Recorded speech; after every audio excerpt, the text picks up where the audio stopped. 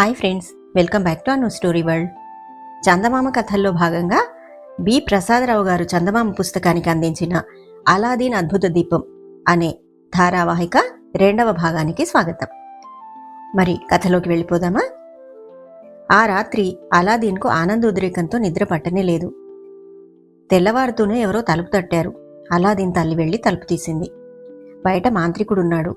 అతను అలాదీన్ ఏం చేస్తున్నాడు అని అడిగాడు. ఈ ప్రశ్న వింటూనే అలాదీన్ ఒక్క పరుగున బయటకొచ్చి తన చిన్నాయనను వాటేసుకున్నాడు. ఆ తర్వాత మాంత్రికుడు అలాదీన్ చేయి పట్టుకుని బజార్కు తీసుకెళ్లాడు. ఇద్దరూ ఒక దుస్తుల దుకాణంలోనికి వెళ్లారు. మా వాడికి మంచి ఖరీదైన దుస్తులు కొని చూపండి అని మాంత్రికుడు దుకాణదారును అడిగాడు. దుకాణదారు చాలా వెలగల దుస్తులు కొన్ని తీసి చూపాడు. వీటిలో నీకేది నచ్చితే అది తీసుకో అన్నాడు మాంత్రికుడు. అలాదీన్ అన్నింటిలోకి మంచివిగా అనిపించినవి ఏరి తీసుకున్నాడు. మాంత్రికుడు వాడి ఖరీదు ఇచ్చేశాడు. అక్కడి నుండి బయలుదేరి ఇద్దరూ స్నానశాలకు వెళ్లారు. అలాదీన్ స్నానం పూర్తి చేసి కొత్త దుస్తులు వేసుకున్నాడు. ఆ దుస్తులు చూసుకుని వాడు పొందిన ఆనందం అంతా ఇంతా కాదు. ఏంచేతంటే వాడు తన జన్మలో అలాంటి దుస్తులు ధరించి ఎరగడు. తర్వాత ఇద్దరూ కలిసి వర్తకుల వీధికి వెళ్లారు. అక్కడ వర్తకులు క్రయ విక్రయాలు ఏ విధంగా సాగించేది అలాదీన్కు మాంత్రికుడు చూపించాడు. నాయనా, నువ్వు కూడా రేపు వర్తకుడివి కాబోతున్నావు గనక ఈ వీధికి తరచుగా వస్తూ ఈ వర్తకులతో పరిచయం సంపాదించాలి అని మాంత్రికుడు అలాదీన్కు హెచ్చరించాడు. మధ్యాహ్నం అయ్యేదాకా ఇద్దరూ నగరంలోని వింతలన్నీ చూశారు. పెద్ద పెద్ద భవనాలు, మసీదులు సందర్శించారు. ఆ తర్వాత వారొక భోజనశాలకు వెళ్లారు. అక్కడ భోజనం పూర్తి కాగానే మాంత్రికుడు అలాదీన్ను రాజభవనం చూడడానికి తీసుకెళ్లాడు. ఆ భవనం చుట్టూ అందమైన ఉద్యానవనాలున్నాయి. ఇవి చూడడం అయిపోయాక మాంత్రికుడు అలాదీన్ను విదేశీ వర్తకులుండే విడిదికి తీసుకుపోయాడు. ఆ సాయంకాలం ఆయన ఆ విడిదిలో ఉండే విదేశీ వర్తకులందరినీ విందుకు పిలిచి భోజన సమయంలో అలాదీన్ను వారికి పరిచయం చేస్తూ, వీడు నా అన్నగారి కుమారుడు అని చెప్పాడు. చీకటి పడే సమయానికి మాంత్రికుడు అలాదీన్ను ఇల్లు చేర్చాడు. తన కొడుకు వేసుకున్న కొత్త దుస్తులు చూసి అలాదీన్ తల్లి ఆనందం పట్టలేకపోయింది. మరిది, నీ రుణం ఎన్నటికీ తీర్చుకోలేం అందామె. అందులో రుణమేముంది వదినా? వాడు నాకు మాత్రం కొడుకు కాడా? వాడికి తండ్రి ఏమి చేసేవాడో అంతకంటే హెచ్చు నేనేమీ చేయడం లేదు. వాడి భవిష్యత్తు గురించి నీకెలాంటి బెంగా వద్దు అన్నాడు మాంత్రికుడు. నీ కడుపు చల్లగా నూరేళ్లు బతుకున్నాయనా, వాడి భారం నీదే. వాడు నువ్వు చెప్పినట్టల్లా విని నీ పేరు నిలబెడితే అంతే చాలు అంది అలాదీన్ తల్లి. అలాదీన్ ఇప్పుడెంత మాత్రమూ చిన్నపిల్లవాడు కాదు, వాడు పెద్దవాడయ్యాడు. నేను కోరేదల్లా ఏమంటే వాడు వాడి నాన్నలాగే పరువు మర్యాదలు సంపాదించుకుని ముసలితనంలో నిన్ను సుఖపెట్టాలని. రేపు శుక్రవారం గనక దుకాణాలు మూసేస్తారు. ఎల్లుండి అలాదీన్ చేత దుకాణం తెరిపిస్తాను. రేపు ఉదయం వచ్చి వాణ్ణి తీసుకుపోతాను. నగరం వెలుపల ఉన్న తోపులు చూసి వస్తాం. అక్కడికి గొప్ప గొప్ప వాళ్లంతా సెలవు రోజు వనవిహారాలకు, వనభోజనాలకు వస్తారు. మనవాణ్ణి వాళ్లకు పరిచయం చేస్తాను అని చెప్పి మాంత్రికుడు అలాదీన్ తల్లి వద్ద సెలవు పుచ్చుకుని తన బసకు వెళ్ళిపోయాడు. ఆ రాత్రి అలాదీన్ తన భవిష్యత్తును గురించి రకరకాలుగా ఊహించుకుంటూ నిద్రపోయి మర్నాడుదయం పెందలాడే లేచాడు. మాంత్రికుడు వచ్చి తలుపు కొట్టినప్పుడు వాడే వెళ్లి తలుపు తీశాడు. మాంత్రికుడు వాడిని కౌగిలించుకుని, నాయనా, ఇవాళ నువ్వు నీ జన్మలో ఊహించని వింతలు చూడబోతున్నావు తెలుసా అన్నాడు ఉత్సాహంగా. ఇద్దరూ చేతులు పట్టుకొని నడుచుకుంటూ నగర ద్వారం దాటి వచ్చారు. నగరం వెలుపల విశాలమైన ఉద్యానవనాలు, మధ్య మధ్య సంపన్నుల భవనాలు ఉన్నాయి. అలాదీన్ వీటినిప్పుడు చూసుండలేదు. ఒక్కొక్క భవనాన్ని చూసినప్పుడల్లా వాడు విస్మయం చెందసాగాడు. నగరం దాటి చాలా దూరం వెళ్లి వాళ్ళు అలసిపోయారు. విశ్రాంతి కోసం వాళ్ళు ఒక ఉద్యానవనంలోనికి ప్రవేశించారు. అక్కడ ఒక అందమైన జలయంత్రము, దాని చుట్టూ తళతళలాడే ఇత్తడి సింహాలు ఉన్నాయి. మాంత్రికుడు తన రొంటి నుంచి ఒక సంచి తీసి అందులో నుంచి పళ్ళు, తినబండారాలు అలాదీన్కిస్తూ, ఆకలి ఉందేమో వీటిని తినుబాబు అన్నాడు. ఫలహారం అయ్యాక ఇద్దరూ మళ్లీ ప్రయాణం సాగించారు. మనం ఇంకా ఎంత దూరం వెళ్లాలి చిన్నాయనా? తోటలన్నీ దాటొచ్చేశాం. ముందుకు పోతే ఆ ఎదురుగా కనిపించే కొండ తప్ప ఇంకేమీ లేదు. మనం ఇక తిరిగిపోదాం. నడిచి నడిచి నా కాళ్ళు తెగలాగుతున్నాయి అన్నాడు అలాదీన్. మగవాడివి కావట్రా అలా దిగజారిపోతావే? నీకు ఇంకో రకం ఉద్యానవనం చూపించబోతున్నాను. నువ్వు చూసిన అన్ని ఉద్యానవనాల కన్నా అది అందమైంది. ప్రపంచంలో ఏ మహారాజు వద్ద అటువంటి ఉద్యానవనం ఉండదు అన్నాడు మాంత్రికుడు. అలాదీన్కు మార్గశ్రమ తెలియకుండా ఉండేందుకు మాంత్రికుడు చిత్ర విచిత్రమైన కథలు చెప్పాడు. ఇంతలో ఇద్దరూ ఒక చోటికి వచ్చి చేరారు. ఆ చోటు చూడడానికే ఆ మాంత్రికుడు మొరాకో దేశం నుంచి చీనా దేశం వచ్చాడు. మనం చేరవలసిన చోటికి చేరుకున్నాం. కాసేపు విశ్రాంతి తీసుకో. ఆ తర్వాత నీకు ఎన్నో అద్భుతాలు చూపిస్తాను. అలాంటి అద్భుతాలను మానవ మాతృలెవరూ ఇంతవరకు ఊహించైనా ఉండరు అన్నాడు మాంత్రికుడు. అలాదీన్ కాసేపు విశ్రాంతి తీసుకున్నాక మాంత్రికుడు అతన్ని ఎండుకట్టెలు, చితుకులు ఏరుకురమ్మన్నాడు. వాటితో వంట చేశాక ఎన్నో అద్భుతాలు చూపుతానన్నాడు. తన చిన్నాయన ఏం వింతలు చూపుతాడా అని ఆశ్చర్యపడుతూ అలాదీన్ చుట్టూ ఉన్న పొదల్లోకి వెళ్లి చితుకులు, ఎండు పుల్లలు ఏరి పెద్ద మోపు కట్టి తెచ్చి మాంత్రికుడి ముందు పెట్టాడు. మాంత్రికుడు ఆ పుల్లలతో నిప్పు చేసి అది పెద్ద జ్వాల అయ్యాక ఒక డబ్బీలో నుంచి చిటికెడు గుగ్గిలం మంటలో చల్లుతూ ఏవో మంత్రాలు చదివాడు.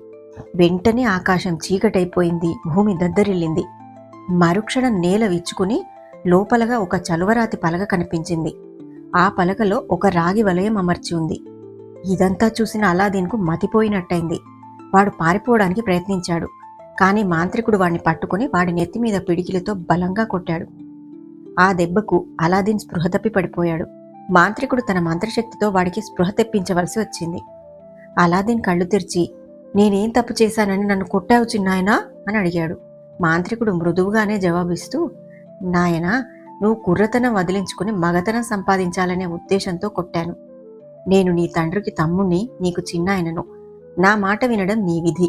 నేను చెప్పినట్టు చేస్తివా, నిన్ను ప్రపంచంలో ఉండే చక్రవర్తులందరికంటే కూడా ధనికుణ్ణి చేస్తాను. కనుక నేను చెప్పింది జాగ్రత్తగా విను. నా మంత్రాల మహిమ వల్ల భూమి ఎలా విచ్చుకున్నది నువ్వు చూశావు కదా. ఆ కనపడే రాతి పలక అడుగున గొప్ప నిధి ఉంది. దాన్ని పైకి తీసే శక్తి నీకు మాత్రమే ఉంది. ఆ రాతిని నువ్వు మాత్రమే ఎత్తి దాని కింద ఉండే మెట్లు దిగి వెళ్ళగలవు. సరిగ్గా నేను చెప్పినట్టు చెయ్యి. రాతి కింద ఉన్న ధనాన్ని మనం ఇద్దరము పంచుకుందాం అన్నాడు. ఆ మాటలతో అలాదీన్ తనకు తగిలిన దెబ్బ కూడా మర్చిపోయి, ఏం చేయాలో చెప్పు చిన్నాయన, నువ్వు చెప్పినట్టే చేస్తాను అన్నాడు. మాంత్రికుడు అలాదీన్ని దగ్గర తీసుకుని ముద్దు పెట్టుకుని, నాయనా, నువ్వు నాకు కొడుకు కన్నా ఎక్కువైన వాడివి. నాకు ప్రపంచంలో నువ్వు తప్ప వేరే బంధువు లేడు. నాకు నువ్వే వారసుడివి. నిన్ను చూద్దామని, ధనవంతుణ్ణి చేద్దామని అంత దూరం నుంచి వచ్చాను. చూడు, ఆ రాతిలో ఉండే రాగి వలయాన్ని పట్టుకుని పైకెత్తు, రాయి పైకి వచ్చేస్తుంది అన్నాడు. అంతరాయిని నేనొక్కడే ఎత్తగలనా? చిన్నాయన, నాకంత బలం లేదు. నువ్వు కూడా కాస్త సాయం పట్టు అన్నాడు. ఈ పని నీ ఒక్కడి వల్లే కావాలి. నేను చేయి పెట్టానో మనం పడిన శ్రమ యావత్తు నిరుపయోగమైపోతుంది. చెప్పాను కదా, ఆ రాతిని ఎత్తగలవాడివి ఈ ప్రపంచంలో నువ్వు ఒక్కడివే. రాయి పైకెత్తేటప్పుడు నీ పేరు, మీ అమ్మ పేరు, మీ నాన్న పేరు ఉచ్చరించాలి అన్నాడు మాంత్రికుడు. అలాదీన్ తనకున్న బలమంతా వినియోగించి మాంత్రికుడు చెప్పిన ప్రకారమే రాతిని పైకెత్తాడు. అది అతనికి ఎక్కువ బరువు అనిపించలేదు. ఆ రాతిని తీయగానే దాని అడుగున 12 మెట్లు, వాటి చివర ఒక ద్వారము కనిపించాయి.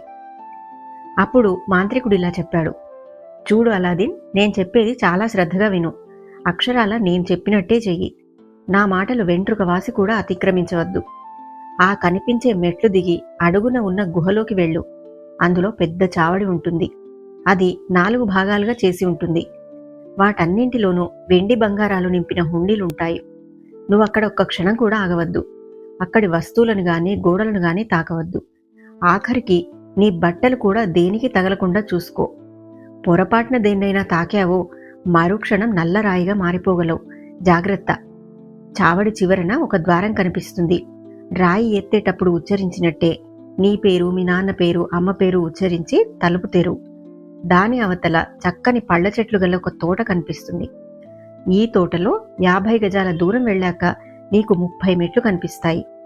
వాటిని ఎక్కిపోతే ఒక ఎత్తైన డాబా కనిపిస్తుంది.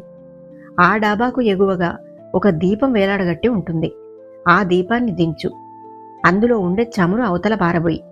తర్వాత దీపాన్ని నీ చొక్కా లోపల దాచు. ఆ దీపంలో ఉండేది మామూలు చమురు కాదు. అందుచేత నీ బట్టలు పాడవుతాయని భయపడనవసరం లేదు. వచ్చేటప్పుడు తోటలో నీకు కావలసిన పళ్ళు కోసుకుని తెచ్చుకో.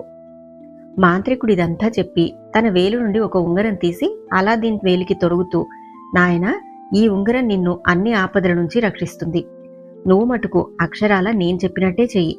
ఏమాత్రమూ భయపడకు, ధైర్యంగా ఉండు. కొద్దిసేపట్లో నువ్వు ప్రపంచంలోకెల్లా ధనవంతుడు కాబోతున్నావు అన్నాడు. అలాదీన్ గుంటలోకి దూకి మెట్లు దిగి ద్వారం గుండా గుహలోకి ప్రవేశించాడు. మాంత్రికుడు చెప్పినట్టే ఒక పెద్ద చావిడి 4 విభాగాలు చేసి ఉంది. ఒక్కొక్క విభాగంలోనూ ఒక్కొక్క హుండీ ఉంది. ప్రతిదానిలోనూ బంగారం ఉంది. అలాదీన్ అక్కడ ఆగక, దేన్ని తాకక అతి జాగ్రత్తగా చావిడి దాటి తోటలోకి ప్రవేశించి తర్వాత మెట్లెక్కి డాబా మీదికి వెళ్ళాడు. అక్కడ వేలాడగట్టి ఉన్న లాంతరును దించి అందులో ఉన్న చమురు పారబోసి దీపాన్ని తన చొక్కా లోపల భద్రంగా దాచుకున్నాడు. తర్వాత అలాదీన్ తోటలోకి తిరిగొచ్చి అక్కడి చెట్లను మొదటిసారిగా పరీక్షగా చూశాడు. ఆ చెట్ల మీద అన్ని రంగుల పళ్ళు ఉన్నాయి. కాని అలాదీన్కు ప్రపంచ జ్ఞానం లేకపోవడం చేత అవి నిజంగా పళ్ళు కావని, నవరత్నాలని తెలుసుకోలేకపోయాడు. విలువ కట్టడానికి వీల్లేని వజ్ర వైఢూర్య మరకత మాణిక్య గోమేధిక పుష్యరాగాలు ఆ చెట్ల కొమ్మలకు పళ్లలాగా వేలాడుతున్నాయి. అటువంటి రత్నాలు ప్రపంచంలో ఏ రాజు వద్ద లేవు. వాటిని చూసి అలాదీన్ రంగురంగుల గాజుముక్కలనుకున్నాడు. వాటి విలువ తెలియకపోయినా అవి వెదజల్లే రంగుల కాంతులు చూసి అలాదీన్కు ఎంతో ముచ్చటేసింది. అందుచేత వాడు వాటిని 2 చేతులా కోసుకుని తన జేబులన్నీ నింపుకున్నాడు. తాను మోయగలిగినన్ని రత్నాలు తీసుకున్నాక వాడు బయలుదేరి గుహ నుండి బయటకొచ్చి 12 మెట్లు ఎక్కి గుంటలో ఆగాడు. గుంటలో నుంచి పైకెక్కడం వాడికి సాధ్యం కాలేదు. ఎందుచేతంటే వాడి జేబుల నిండా అంతులేని రత్నాలు బరువుగా ఉన్నాయి. చిన్నాయనా, పైకి ఎక్కలేకుండా ఉన్నాను, చేయి పట్టుకొని నన్ను కొంచెం పైకి లాగు అని అలాదీన్ కేకపెట్టాడు. లాంతర్ బరువుగా ఉందేమో, అది ముందు నాకిచ్చేయి అన్నాడు మాంత్రికుడు ఆదుర్దాగా. ఇప్పుడు దాన్ని పైకి తీయడం సాధ్యం కాదు, నన్ను పైకి లాగేసినాక ఇస్తాను అన్నాడు అలాదీన్. కాని మాంత్రికుడికి కావలసింది లాంతరు. అది చేతికి రాకపోయేసరికి చిరాకు పడిపోతూ ఆ లాంతర్ ముందిలా ఇయ్యి అని గదమాయించాడు. కాని జేబుల్లోనూ చొక్కా లోపల రత్నాలు నింపుకున్న అలాదీన్కు లాంతరు పైకి తీయడం సాధ్యం కాలేదు. ఆ దీపాన్ని అలాదీన్ తనకే ఉంచుకోవాలనుకుంటున్నాడనుకుని మాంత్రికుడు మండిపడ్డాడు. దుర్మార్గుడా, ఆ లాంతర్ గనక నాకు ఇయ్యకపోయావో నీ గతేమిటో చూసుకో అంటూ చితుకుల మంట వద్దకు వెళ్లి ఏవో మంత్రాలు చదువుతూ అందులో ఎంత గుగ్గిలం చల్లాడు. మరుక్షణం చలవరాయి దభాల్న యథాస్థానంలో పడిపోయింది. దానిపై భూమి ఎప్పట్లాగే కప్పుకుంది. అలాదీన్ రహస్య గుహలో ఒంటరిగా చిక్కుకుపోయాడు. చాలా ఇంట్రెస్టింగ్గా సాగుతున్న ఈ కథ తర్వాత ఏమవుతుందో నెక్స్ట్ ఎపిసోడ్లో వినండి. ఈ కథ కనుక మీకు నచ్చినట్టయితే ఒక లైక్ వేసుకోండి. మరిన్ని మంచి కథల కోసం నా ఛానల్ని సబ్స్క్రైబ్ చేసుకోండి. Thank you.